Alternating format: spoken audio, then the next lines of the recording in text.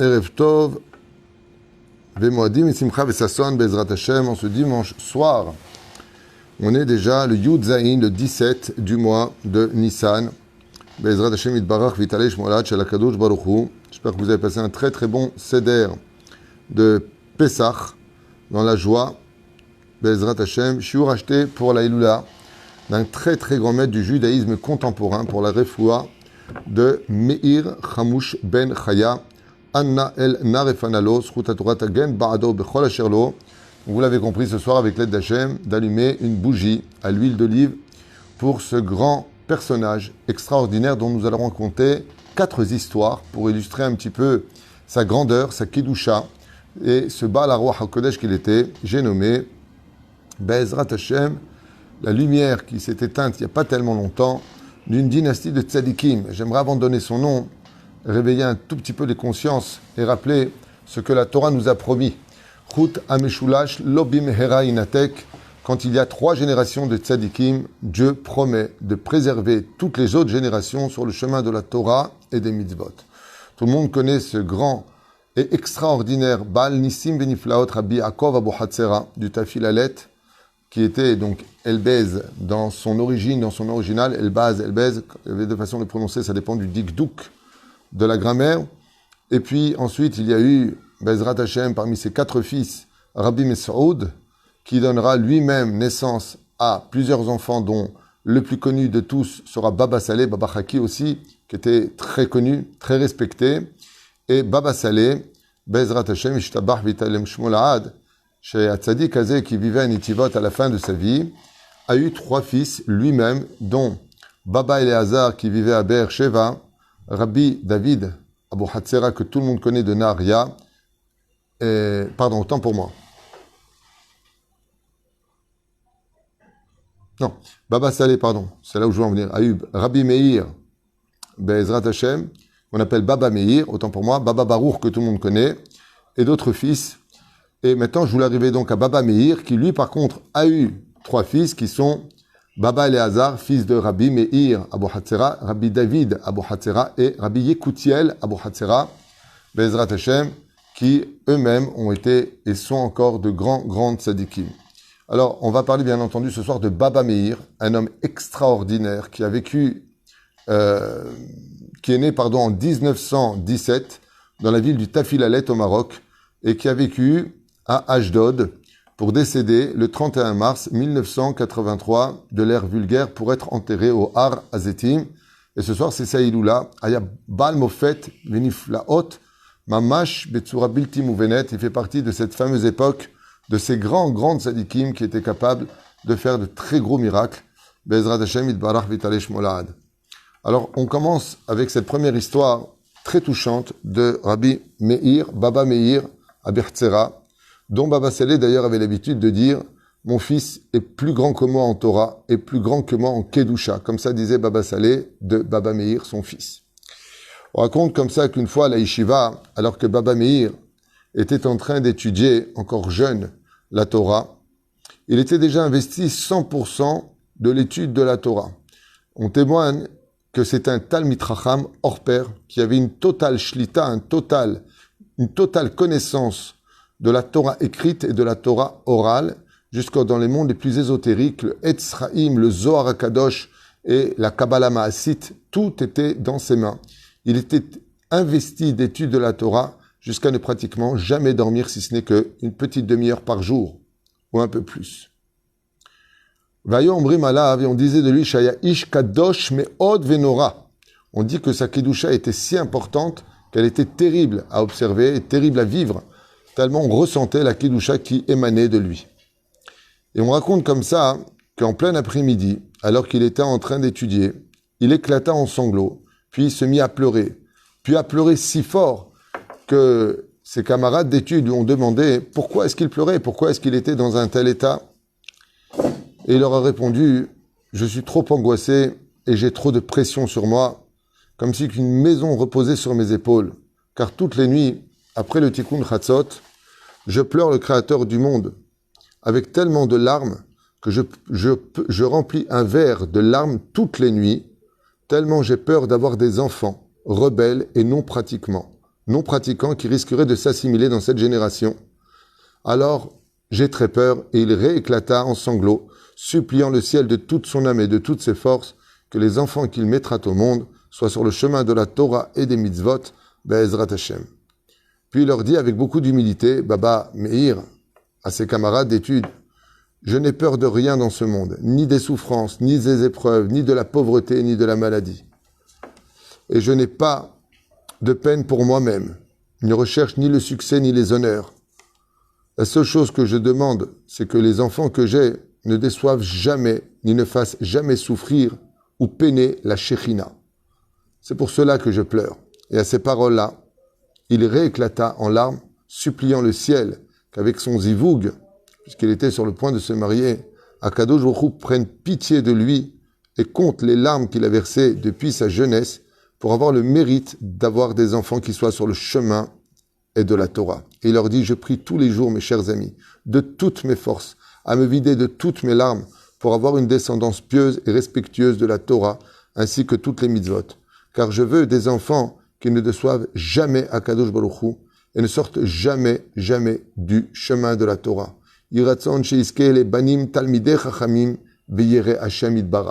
C'était la demande de Baba Meir qui, depuis sa plus jeunesse, sa plus tendre enfance, priait le ciel d'avoir une descendance qui soit dans la Torah. Et comme vous l'avez entendu au préalable, les enfants de Rabbi Meir, par ses larmes versées, au nom de trois, Baba Eleazar, Rabbi David, Abu Hatzera et Rabbi Yekutia, le Hatzera Be'ezrat Hashem, sont les fils de ce Baal Nifsim Beniflaot de Baba Meir. On raconte que les yeux de Rabbi Meir, Rabbi Hatzera, Baba Meir, étaient si kadosh que on le savait être Baal Roi HaKodesh. Il savait toujours tout avant que les choses n'arrivent. Et du monde entier, on cherchait à venir le voir pour ses bénédictions et ses prodiges. Alors que lui, Baba Meir, vivait dans un tout petit appartement du Migour, comme tu dirais un petit HLM, composé de 4 pièces, un appartement démuni de tout et absolument simple. Et il n'avait pas de chamash, contrairement à ce qu'on voit aujourd'hui, attitré. Il avait beaucoup de personnes qui étaient autour de lui, mais il n'avait pas de chamash attitré. Et demandait par contre à ceux qui étaient proches de lui, des fois, de lui faire le seder. Et là, vous allez entendre une très jolie histoire de Baba Meir. Sruto Yagan al-Kol Am Israël, Be'ezrat Hashem, et qu'il prie pour qu'on ait tous une belle Géoula pratique et klalit. Parmi les gens qui fréquentaient de façon journalière, qu'on appelle un Ben Bait, ils venaient tous les jours pratiquement voir Baba Meir, se trouvait un juif très simple, lui-même marocain, ici à Ashdod, puisque Baba Meir vivait à Ashdod, qui venait souvent voir le tzaddik. Puis voilà qu'un jour, il n'a pas pu s'y rendre, puis le lendemain non plus, à cause de quelques affaires qu'il a dû mener à bien. Et pendant une semaine entière, il n'a pas pu visiter Baba Meir. Et il s'en voulait amèrement, mais n'a pas eu le temps pour cette visite. Et il fut très gêné de ne pas lui avoir donné de ses nouvelles pendant cette semaine. Et voilà que le même soir où il a dit, je devrais peut-être aller demain le voir pour aller m'excuser de mon absence et de ne pas l'avoir prévenu, on tapa à sa porte. Et qui vient taper à sa porte? Un élève de Baba Meir qui lui demanda de bien vouloir se rendre immédiatement dans la maison du Rav. Le Rav le demande impérativement. Très gêné, il s'est dit, waouh, le Rav il est peut-être fâché contre moi, je ne suis pas venu le voir pendant une semaine, bêtard que je lui manque. Et quand il arriva dans la chambre de Baba Meir, il le vit assis, un peu fatigué, un peu soucieux, un peu épuisé, on va dire ça comme ça. Son visage était rempli de lumière, la pièce était abondante de Kedusha. Et Baba Meir le regarda comme ça et lui dit, alors, comment vas-tu? Il dit, oui, je m'excuse, j'ai dû m'absenter une semaine, désolé de pas avoir donné, il n'y avait pas de portable à l'époque. Et de qui plus est, les tzadikim de ce rang-là n'ont pas de portable sur eux. Et donc, il lui dit, je suis vraiment désolé, il dit, parle pas trop, viens t'asseoir près de moi et commençons à étudier ensemble.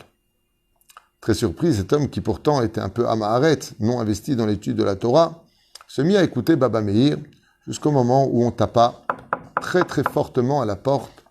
Et là, Baba Meir lui demanda de bien aller ouvrir la porte, mais de fermer la porte dans laquelle il se trouvait, et qu'on ne le dérange pas.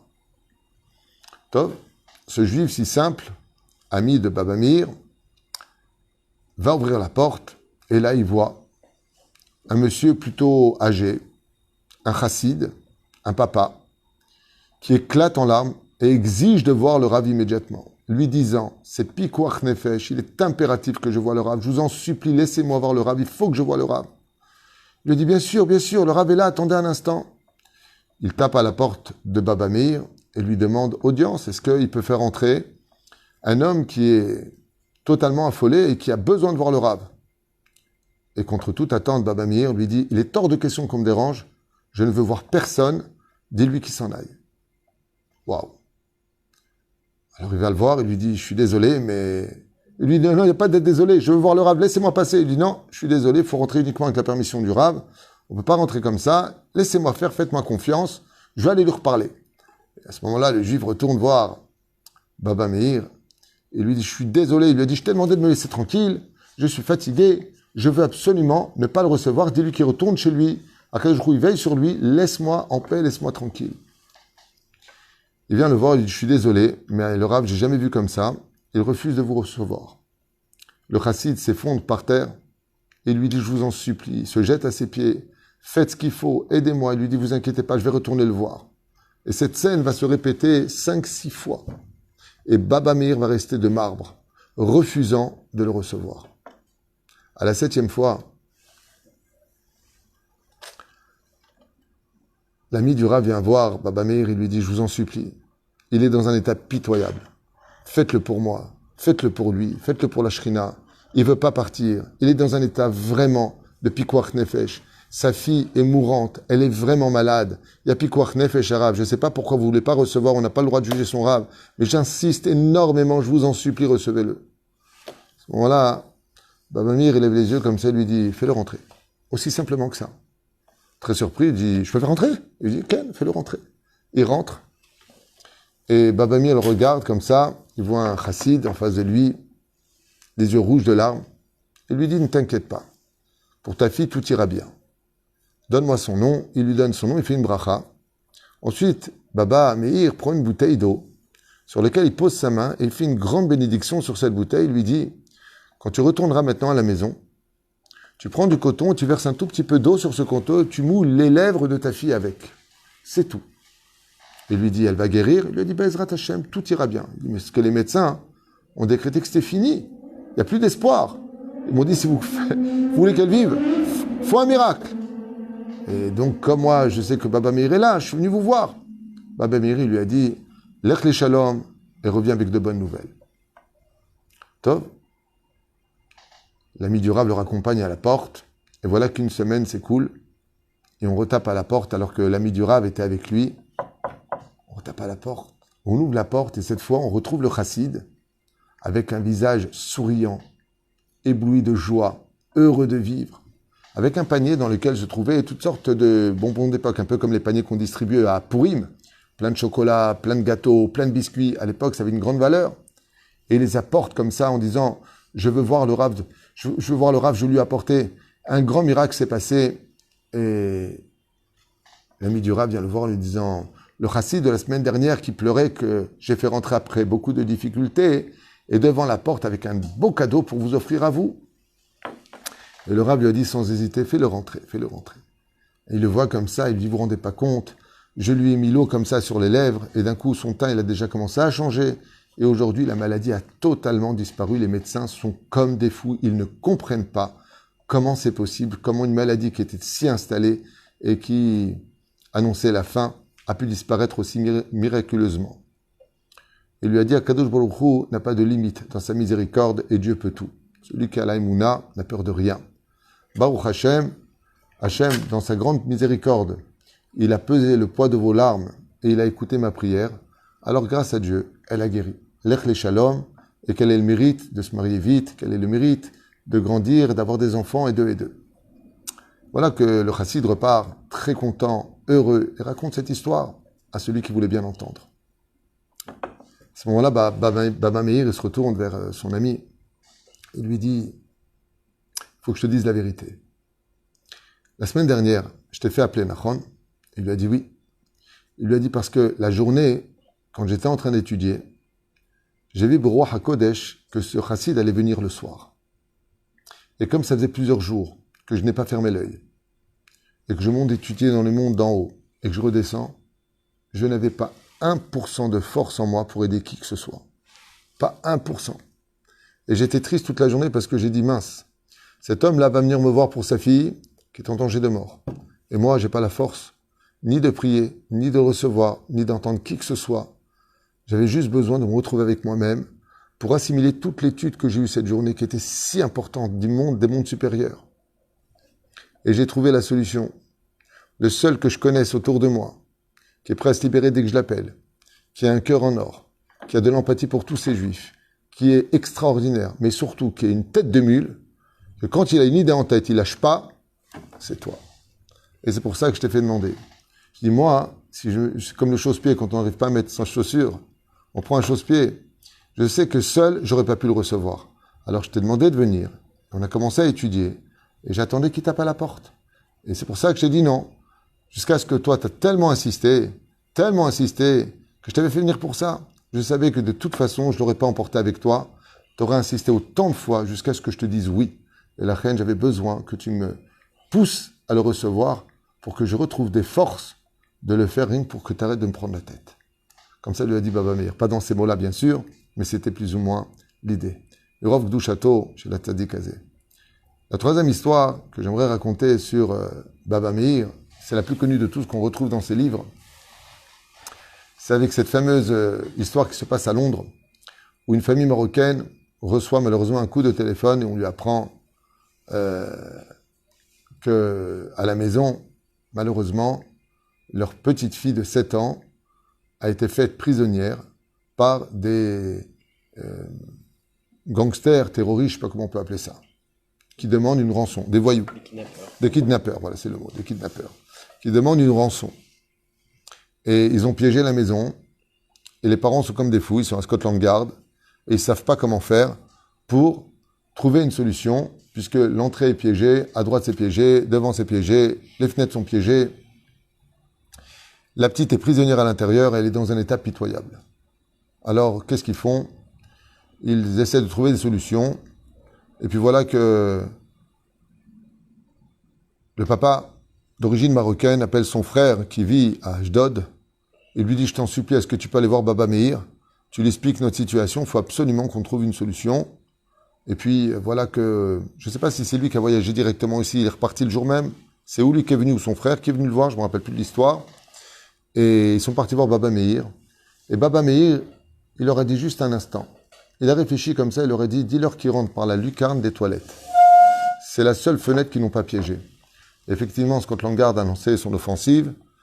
Ils sont rentrés par la lucarne des toilettes de l'appartement et ont attrapé les kidnappeurs et libéré la petite fille.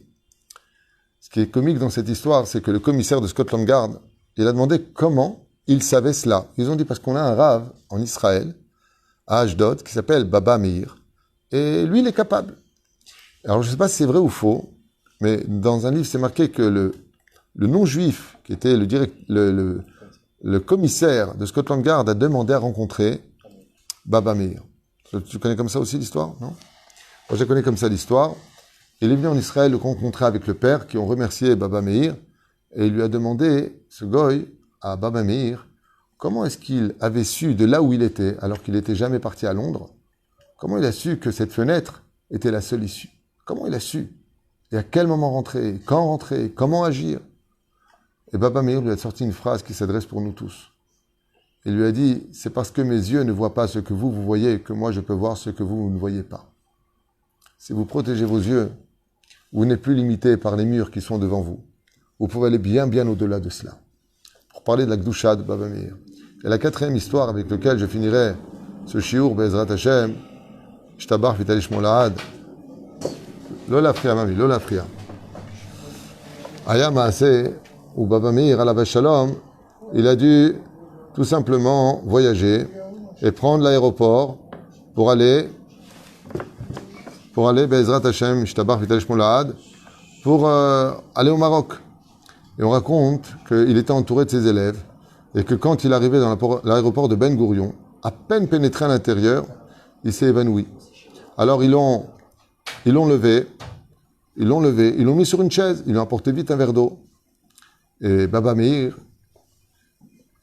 a mis 2 heures pour retrouver son esprit. 2 heures.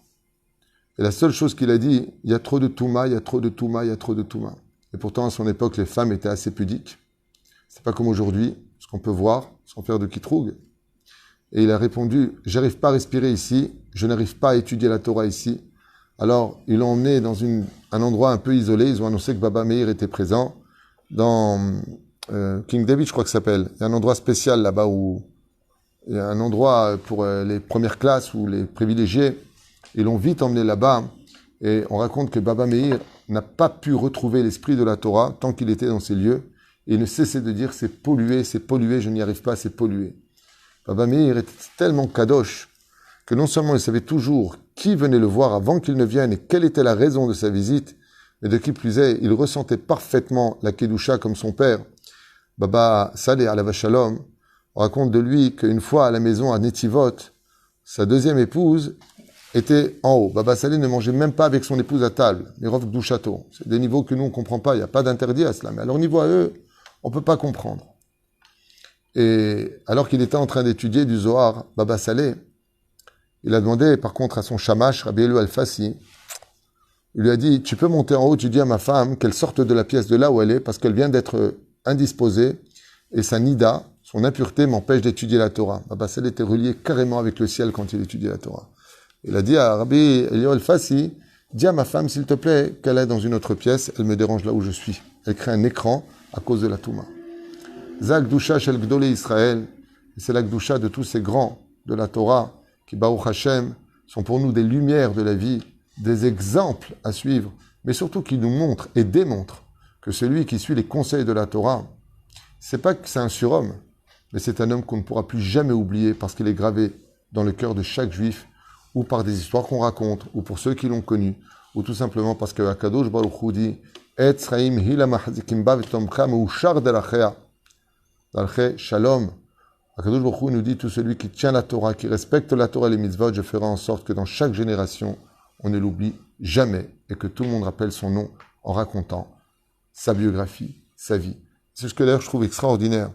C'est que tous les événements qui ont lieu avec Rabbi Nachman, le Baal Shem Tov, le Rabbi Lubavitch, le Rav Kook, Maran Arav Ovadia Yosef, le Rav Shteiman, le Rav Eliashiv, le Rav Yorbach, le Rav Kanevski qui nous ont quittés. C'est fou comment, quand ils mangeaient, quand ils rencontraient quelqu'un, quand ils asseyaient sur un banc, en réalité, toute leur vie, leurs gestes, leurs pensées, leurs actions et leurs paroles sont empreints d'un récit, mamash, tellement exemplaire, tellement lumineux, qu'on comprend que en réalité, c'était des Sefer Torah vivants. Et Zichram Baruch, Esrutam, Egen al Kol Am Israël, Obichlalam, pour cette personne qui est malade, Shakadosh Baruch Hu, lui accorde une grande réfoua shlema pour Meir, qui porte le nom Hamouch Ben Haya, ainsi que tous les malades d'Israël. Baruch Adonai Leolam Amen V'Amen, Moadim et Simcha V'Sasson Ve'ikar.